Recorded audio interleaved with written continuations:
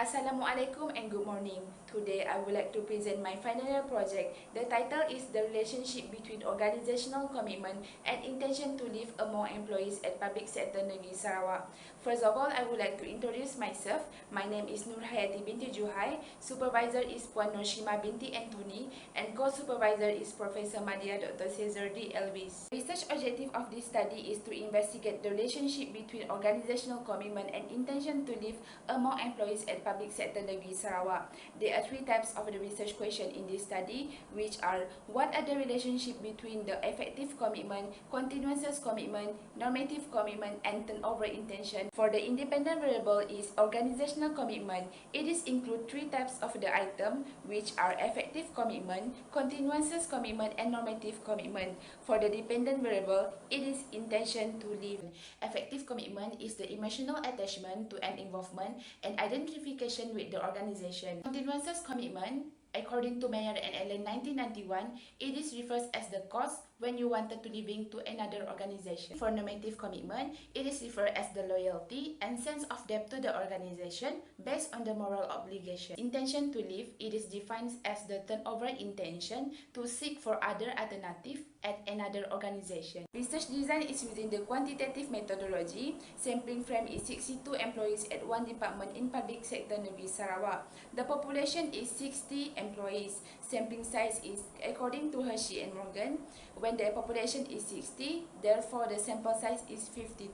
Sampling technique is using the convenience sampling. The instrument is the questionnaire adopted by several researchers.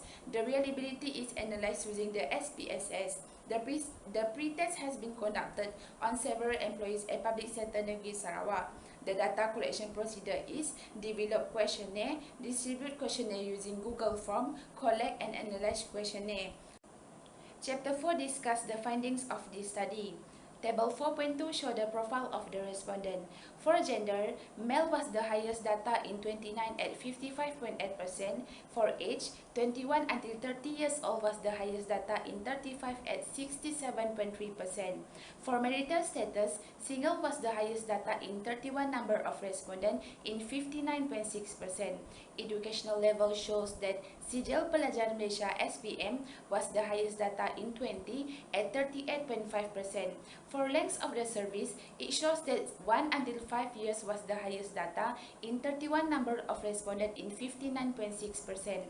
For monthly income, it shows that RM 2001 until 4000 was the highest data in 23 number of respondents at 44.2%. Table 4.3 shows the findings of the normality test.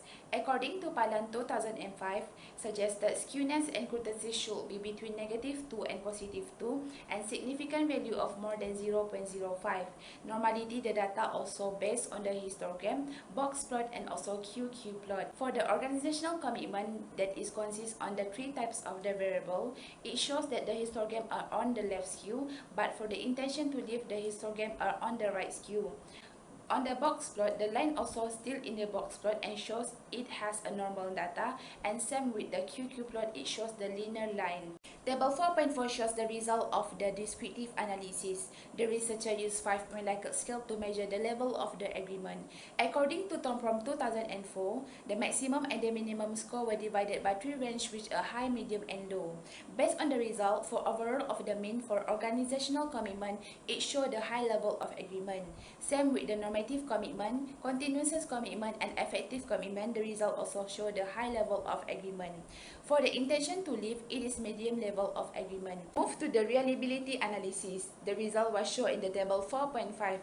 According to Palan 2009, the reliability values above 0.7 considered acceptable, 0.8 are preferable. Based on the result, all the items in the Cronbach alpha are preferable and acceptable. It is because the amount of the values for each item are 0.7 and above. Table 4.6 show the result of the correlation analysis. The correlation analysis was to determine the strength of the relationship as suggested by Cohen 1988 as cited by Palan 2009. For the first one, effective commitment, the correlation analysis show the result of the positive and low significantly relationship toward turnover intention. Same with the continuous commitment, it show the positive and small significantly relationship toward turnover intention. With the normative commitment, the result also was the positive and low significantly relationship toward turnover intention. Next is the discussion of this research. For research question 1, the effective commitment giving the result of positive and not significantly relationship toward turnover intention.